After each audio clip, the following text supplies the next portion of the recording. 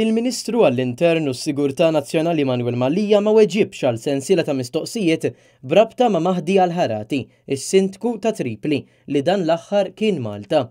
Rapporti internazzjonali jorbtu lil dan ir-raġel mal-Al-Qajda fejn wettaq brigati fl-Afrika u fil-Lvant Nofsani.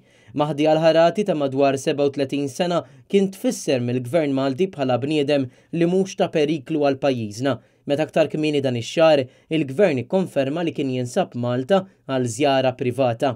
B'kuntrast, fix-xena internazzjonali al-Ħarati huwa meqjus bħala Osama il-ġdid, magħruf għat-taħriġ li joffri lil militanti Iżlamiċi inkluż fis-Sirja u saħansitra mfittex minn Spanja għall-allegat involviment tiegħu fl-attakki terroristiċi li kienu saru fil-11 ta' Marzu tal-2004 f'Madrid.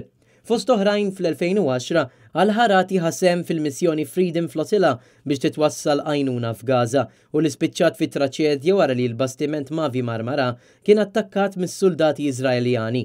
Hawn kien ikkonfrontat mill-militar Iżraeljan u spiċċa anki għaddi xijiem il-ħabs f'Iżrael.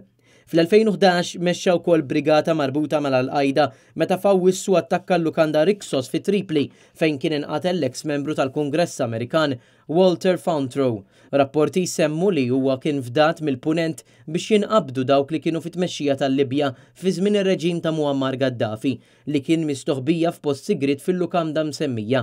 Fl-2011 Mahdi al-Ħarati kien ukoll fit-tmun tal-kampanja militari li bdiet f'Bengazi kontra tmexxija Libjana. Iżda minkejja dan kollu, il-Gvern Malti deskriva lil dan ir-raġel bħala wieħed li mhux ta' periklu u sissa il-mistoqsijiet tagħna dwar iż-żjara tiegħu f'pajjiżna u dwar il-passat ikraħ tiegħu għadhom ma twiġbux. Lanqas ma nafu jekk kellux xi rwol biex inħeles iċ-ċittadin Malti li kien maħtuf fil-Libja is-sajf li għadda.